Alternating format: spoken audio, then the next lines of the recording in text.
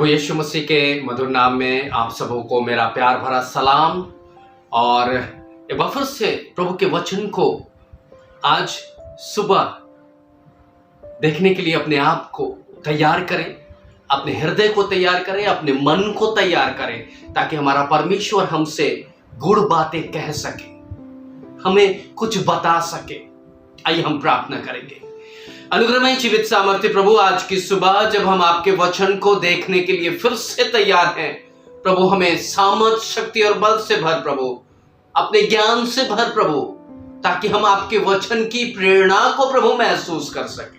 और हम जितने भी लोग प्रभु इस वचन को सुनते हैं, पिता परमेश्वर हमें एक नई चेतना, एक नई चेतावनी और एक प्रभु जी एक नई सावधानी हमारे आत्मिक जीवन को मिल सके, हमारे आने वाले भविष्य को मिल सके। ऐसा हम प्रार्थना और याचना करते हैं। धन्यवाद के साथ विनती को प्रभु यीशु मसीह के नाम से मांगते हैं। दया से सुने और ग्रहण करें। आमीन, आमीन और आमीन। मेरे अजीज भाई और बहनों, आज की सुबह हम प्रभु के कलाम से थोड़ा सा बात आपसे कहना चाहते हैं, और वो ये कि हम सब कोई अपने बच्चों के लिए बहुत ही उदार रहते हैं। उन्हें क्या देना है, क्या नहीं देना है, उनकी आवश्यकताओं को कैसे पूरी करनी है, यहां तक कि हम उनके भविष्य के लिए हर संसारिक चीजों को, बड़े ध्यान से सुनिएगा, हर संसारिक चीजों को मुहैया करने का प्रयत्न करते हैं। हम उनके लिए बेस्ट देना चाहते हैं, हम उनके लिए अच्छा अर्जित करना चाहते हैं। मेरे अजीजों, संसार के अंदर हम धन अर्जित करके अपने बच्चों को दे करके संतुष्टि महसूस करते हैं। हम उनके लिए परिश्रम करते हैं, कमाते हैं, इकट्ठा करते हैं। अगर आज हम आपसे पूछें कि आप अपने बच्चों को क्या देते हैं, आप कहिएगा हम अपने बच्चों के लिए हर सुविधा देने के लिए तैयार हैं। अच्छी बात है, आप घर दीजिए, गाड़ी दीजिए, पैसा दीजिए, दुनिया की तमाम अच्छी वस्तु दे दीजिए। लेकिन क्या आपने कभी यह सोचा है कि अगर हम मसीही जीवन में हैं, तो क्या बस हम अपने बच्चों को इस संसार की चीजें देना ही उचित समझते हैं, या यही काफी हम समझते हैं? आज जो बातें मैं कहूंगा ये शायद आपके जीवन के लिए चुनौती बने। शायद ये बातें आप महसूस करें कि हम कर क्या रहे हैं आज तक। हम अपने बच्चों को धन, संपदा, वैभव, अच्छा एजुकेशन, पैतृक संपत्ति, सब कुछ देने के लिए तैयार है। लेकिन क्या कभी आपने सोचा है कि हम उन बच्चों को इस पृथ्वी की धन या पृथ्वी की चीजों को देकर के प्रसन्न करने का प्रयत्न करते हैं, या उनकी जरूरतों को पूरा करने का प्रयत्न करते हैं? क्या यही इतना काफी है? अगर हम कहते हैं कि हम प्रभु यीशु मसीह को मानने वाले लोग हैं, तो हमारा एक और पहलू है जिससे कि प्रभु अपने वचन से कहता है, स्पष्ट करता है। अच्छी बात है, आप अपने बच्चों को सब कुछ दीजिए, लेकिन साथ ही साथ आत्मिक जीवन के अंदर आत्मिक निर्वाह करने की शिक्षा भी दीजिए। पवित्र आत्मा के बारे में बताइए। वचन को पालन करने के लिए उत्साहित करिए। हम क्या सिखा रहे हैं अपने बच्चों को? कहीं ऐसा तो नहीं कि हम अपने बच्चों को संसारिक बातें सिखाकर मृत्यु के कगार तक ले जा रहे हैं? आप क्या चाहते हैं? आप अपने बच्चों को बेहतर संसार की चीजें देकर करके आप उसे कहां ले जा रहे हैं? हम उन्हें क्या दे रहे हैं? हम उनके जीवन को बेहतर बनाने के लिए आत्मिक जीवन में हम क्या कर रहे हैं? हम उन्हें कौन सा संस्कार दे रहे हैं? हम उनके जीवन को बेहतर बनाने के लिए कौन सा ऐसा उपाय कर रहे हैं? क्योंकि बाइबल तो स्पष्ट कहता है धन चला जाएगा, पृथ्वी की बातें खत्म हो जाएंगी, ये ज्ञान भी खत्म हो जाएगा, ये बल भी खत्म हो जाएगी। क्या दे रहे हैं हम अपने बच्चों को? मेरे अजीजों, आज का जो विषय हमने लिया है वो यही है कि हम अपने बच्चों को क्या दे रहे हैं, जीवन दे रहे हैं या मृत्यु दे रहे हैं। अगर जीवन दे रहे हैं तो प्रभु को धन्यवाद, और अगर मृत्यु दे रहे हैं तो सचेत हो जाइए, क्योंकि आप तो इस जीवन के अंदर जो आपने माता पिता से पाया है उसी को लेकर चल रहे हैं। शायद वो बेहतर हो या शायद बेहतर ना हो, लेकिन अब अपने बच्चों को आप एक बेहतर आत्मिक जीवन दीजिए ताकि वो अनंत जीवन में प्रवेश कर सके। आप अपने बारे में कितनी गारंटी लेते हैं, ये मैं जज नहीं कर रहा हूं। आपकी आत्मिक दशा परमेश्वर के साथ कैसी है ये आप बेहतर जानते हैं। मैं बस आपको आपके आने वाले भविष्य, आपके संतान और उसके संतान और उसके वंश की बात में कह रहा हूं। धन देना बड़ा आसान है, लेकिन आत्मिक जीवन का निर्वाह करना बड़ा मुश्किल है।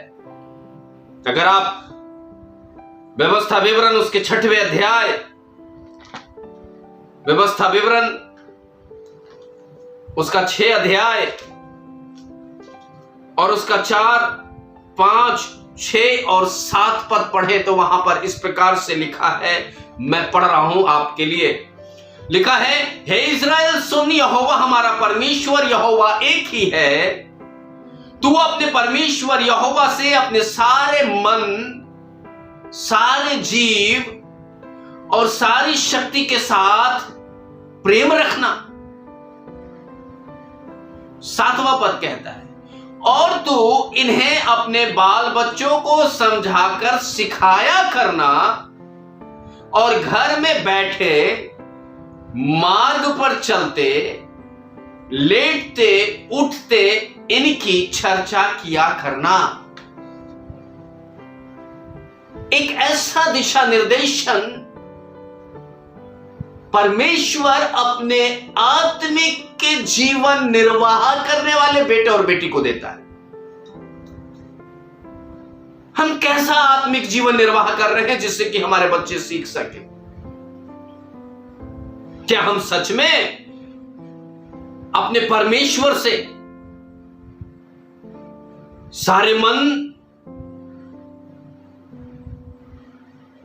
सारे जीव और सारी शक्ति से क्या हम प्रेम कर रहे हैं? या फिर हम अपने माता पिता से जो पाया है, मैं ये नहीं कहता हूं कि आपने क्या पाया है, पर हो सकता है हमने झूठ सीखा हो,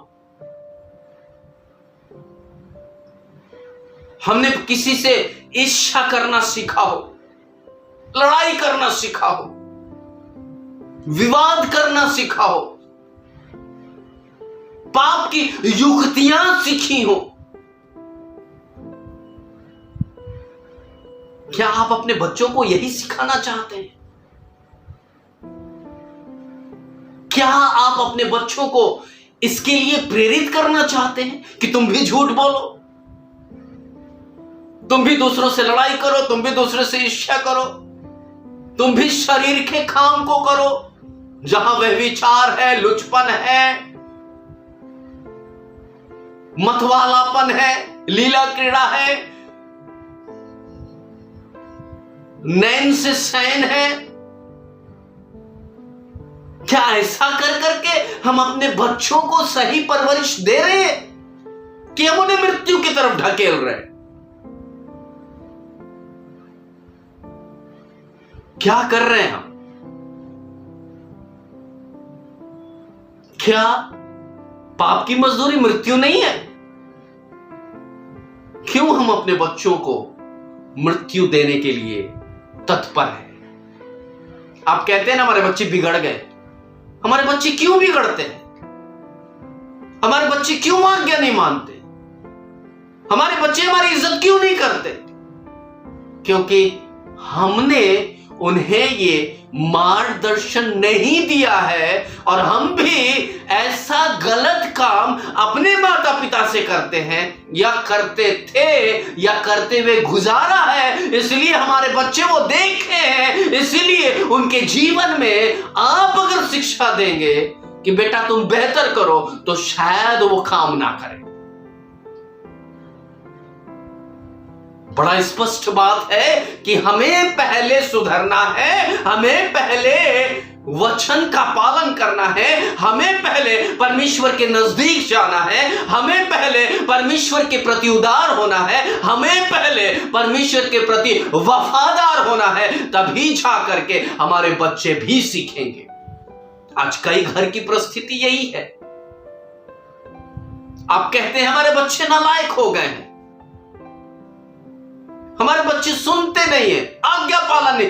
कैसे आज्ञा पालन करेंगे? क्योंकि आपने उनको सिखाया नहीं है। और आप कैसे अपने जीवन के अंदर अपने बुजुर्गों का, अपने माता पिता का किस प्रकार से आपने आज्ञाकारिता या अनाज्ञाकारिता या आज्ञा मानना या आज्ञा नहीं मानना, प्रेम करना और नहीं प्रेम करना आपने कैसे सिखाया है?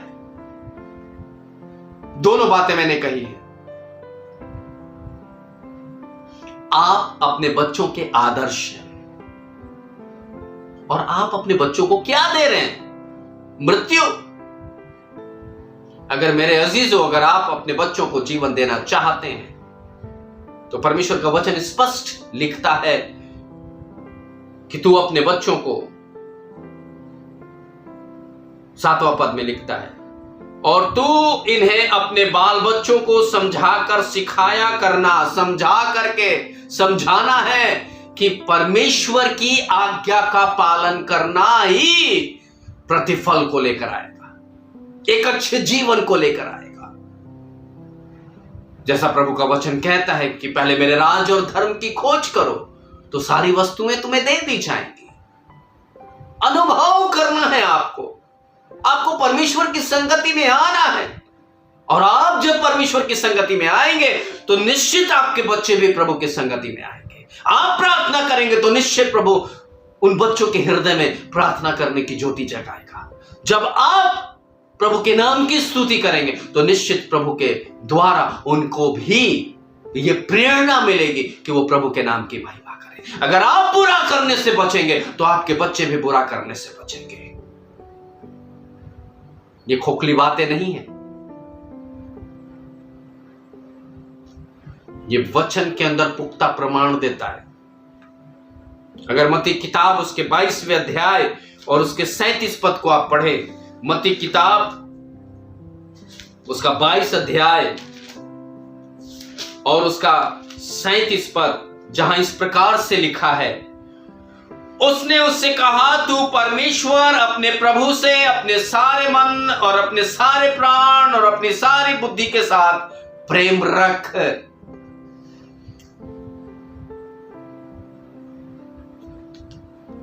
कहीं ऐसा तो नहीं कि हमारा मन कहीं और लगा है?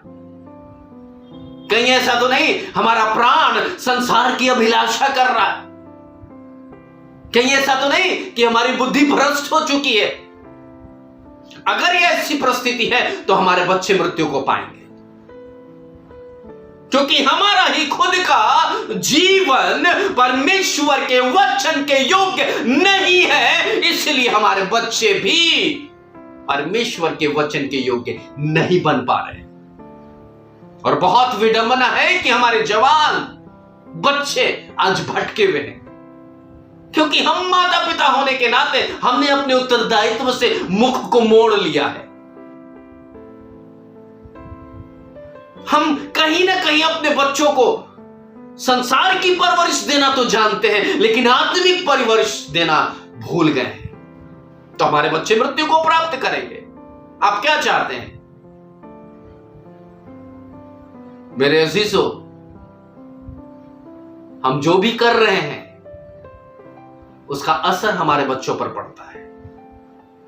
हम जिस लाइफ स्टाइल को जी रहे हैं उसका प्रभाव हमारे बच्चों पर पड़ता है। और आप ये मत समझिएगा कि आप जो कर रहे हैं वो करके निकल जाइएगा, उसके बाद आपके बच्चों को भुगतना पड़ेगा, क्योंकि पाप की मजदूरी मृत्यु है। आप क्या अर्जित करके दे रहे हैं? धन खत्म हो जाएगा। क्या अर्जित करके दे रहे हैं? भौतिकता खत्म हो जाएगी। क्या अर्जित करके दे रहे हैं? घमंड, ईर्ष्या, द्वेष, जलन, झगड़ा, विवाद। नहीं मेरे अजीजों, अगर हम ये दे रहे हैं तो हमारे बच्चे मृत्यु को प्राप्त करेंगे, ये मैं दावा करता हूं। और अगर हम आत्मिक जीवन में अपने बच्चों को वचन के द्वारा, बुद्धि के द्वारा, विवेक के द्वारा, प्रेम के द्वारा परमेश्वर की आज्ञा को मानने के लिए हम उत्साहित करते हैं, क्योंकि स्वयं आप करिएगा तो आपके बच्चे भी आपका अनुकरण करेंगे। व्यवस्था विवरण उसका 6वां अध्याय और उसका 20, 21, 22, 23, 24, 25 पद बड़ा स्पष्ट लिखता है। क्या लिखता है? मैं आपके लिए पढ़ रहा हूं। व्यवस्था विवरण 6वां अध्याय और उसका 20, 21, 22, 23, 24, 25 पद लिखा है। फिर आगे को जब तेरा लड़का तुझसे पूछे, अगर आप प्रभु के वचन को सिखाएंगे, आप अगर प्रभु के वचन को बताएंगे तो बच्चे में एक उत्साह जागेगा, क्योंकि ये कलाम जो है ना जिज्ञासा पैदा करती है। तभी तो यिर्मयाह 33:3 में लिखा है, तू प्रार्थना कर और मैं तुझे गुड़ से गुड़ बातें बताऊंगा। ये वचन हमें प्रेरित करती है कि हम परमेश्वर की बातों को सुनने और समझने के लिए प्रेरणा पाए। तो हमारे बच्चे पूछेंगे, अगर हम आत्मिक जीवन को उनके लिए ठहराते हैं, हम अपने आत्मिक जीवन को आदर्श के रूप में उनके सामने रखते हैं, तो निश्चित हमारा बच्चा, हमारा वंश जीवन को पाएगा, अनंत जीवन को पाएगा।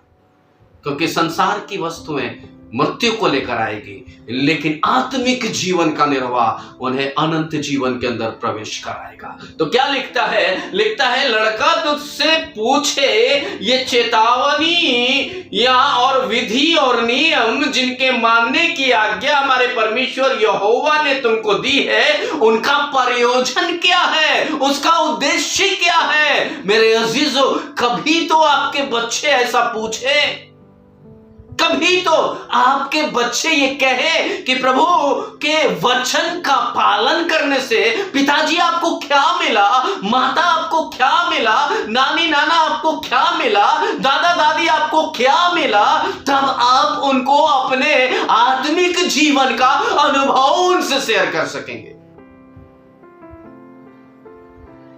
अगर आपने अनुभव किया है तो, अगर आपने आत्मिक जीवन का निर्वाह किया है तो, अगर आपने वचन का पालन किया है तो, अगर आपने प्रभु के शिरनवाज को सुना है तो आप उसका प्रत्युत्तर दे पाएंगे, वरना बड़ा ही असंभव काम होगा, बड़ा ही असंभव यह प्रश्न होगा कि आप अपने बच्चों को इसका उद्देश्य समझा सकें, क्योंकि आपने अभी तक अपने उद्देश्य को, खुद के आत्मिक उद्देश्य को नहीं समझा है, क्योंकि आपके माता पिता ने और उनके माता पिता ने इस आत्मिक जीवन के उद्देश्य को नहीं बताया है। और जब नहीं बताया है तो आपके पास अनुभव नहीं है ताकि वो आप अपने बच्चों को दे सके। क्या दे रहे हैं आप?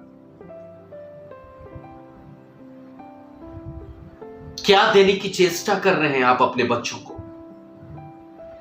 मृत्यु या जीवन? एक प्रयास तो करना पड़ेगा।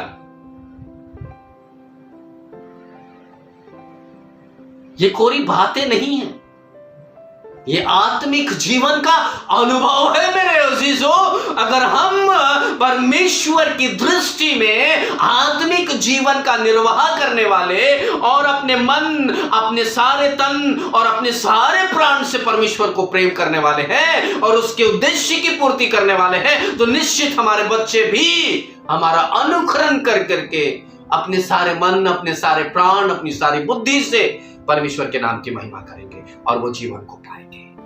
मृत्यु को नहीं, जीवन को पाएंगे। आगे क्या लिखता है? अगर आप इफिसियों की किताब उसके 6वें अध्याय और उसके 4 पद को पढ़ें, इफिसियों किताब उसका 6 अध्याय और उसका 4 पद, इफिसियों 6 और 4 लिखा है, हे बच्चे वालों, अपने बच्चों को रिस न दिलाओ, परंतु प्रभु की शिक्षा और चेतावनी देते हुए उनका पालन पोषण करो। हम कैसे अपने बच्चों का पालन पोषण कर रहे हैं? हम भविष्य तो तय करते हैं, और ये मेरे बच्चा को हम अच्छे स्कूल में भेजेंगे, हम अपने बच्चों के लिए एक अच्छा आलीशान मकान बनाएंगे, हम अपने बच्चों के लिए एक अच्छे भविष्य की तरफ बढ़ने के लिए उसे प्रेरित करेंगे, हम अपने बच्चों को किसी भी दुख को झेलने के लिए नहीं छोड़ेंगे। अच्छी बात है, लेकिन ये सारी बातें उस मृत्यु को प्रमाणित करती है जो कि आप इस संसार के अंदर उन्हें देना चाहते हैं। आप दे क्या रहे हैं? धन जीवन नहीं दे सकता। बाइबल उठा करके देख लीजिए, अंत के समय में लिखा है कि लोग अपने कीमती वस्तुओं को, अपने सोने चांदी और पैसे को रोड पर फेंक देंगे और कहेंगे मुझे बचा लो। क्यों? क्योंकि उनकी प्राण जाने वाली है, दंड मिलने वाला है, विपत्ति आने वाली है। आप अपने बच्चों को यही देना चाहते हैं? दंड देना, विपत्ति में पड़ना? क्या देना चाहते हैं आप? मैं तो कतई अपने बच्चों को ऐसा नहीं होने दूंगा। उन्हें अच्छा संस्कार देने का प्रयत्न कर रहा हूं और करूंगा। आप क्या कर रहे हैं? क्या कोई माता पिता अपने बच्चों को मृत्यु देना चाहता है? बाइबल में तो स्पष्ट लिखा है कि कोई भी माता या कोई भी पिता जो संसार का है वो अपने बच्चों को खराब चीज या बुरा चीज नहीं देता। मछली मांगे तो सांप नहीं देता और रोटी मांगे तो पत्थर नहीं देता। तुम बुरे हो करके जब अपने बच्चों को अच्छी चीज देना जानते हो तो वो स्वर्गीय पिता तुम्हें क्यों करके अच्छी चीजें ना देगा? जब वो परमेश्वर हमें अच्छी चीज दे रहा है तो हम अपने संतान को मृत्यु क्यों दे रहे हैं? अनंत मृत्यु क्यों दे रहे हैं? हम अभी भी संभलने का मौका है, अभी भी आत्मिक जीवन का निर्वाह करने का समय शेष है। ये समय निकल गया ना मेरे अजीजों, तो आप तो मृत्यु को पाएंगे, आपके बच्चे भी अनंत मृत्यु को पाएंगे। फिर अनंत जीवन कहीं से भी उनके लिए नहीं है, क्योंकि आपने जीवन पर्यंत वही दिया जो इस पृथ्वी पर से नाश हो जाएगा। यहां साफ लिखा है कि प्रभु की शिक्षा और चेतावनी देते हुए उनका पालन पोषण करो। क्या आपने चेतावनियों को स्वीकार किया है? क्या आपने कभी परमेश्वर के वचन पर ध्यान लगाया है? क्या आपने कभी परमेश्वर के उद्देश्य को समझने के लिए घुटने पर प्रार्थना की है? अगर ना है तो मृत्यु है, अगर हां है तो अनंत जीवन है। वचन क्या कहता है? व्यवस्था विवरण और उसके 4 और उसके 9 पद में लिखा है। व्यवस्था विवरण उसके 4 अध्याय और उसके 9 पद को हम पढ़ रहे हैं। लिखा है व्यवस्था विवरण 4 का 9 लिखा है, यह अत्यंत आवश्यक है कि तुम अपने विषय में सचेत रहो और अपने मन को बड़ी चौकसी करो, कहीं ऐसा ना हो कि जो जो बातें तुमने अपनी आंखों से देखी हैं उनको भूल जाओ और वह जीवन भर के लिए तुम्हारे मन में जाती रहे, किंतु तुम उन्हें अपने बेटों और पोतों को सिखाओ। दैट मीन्स कि एक जनरेशन नहीं बल्कि उनके आने वाले जनरेशन को भी सिखाओ।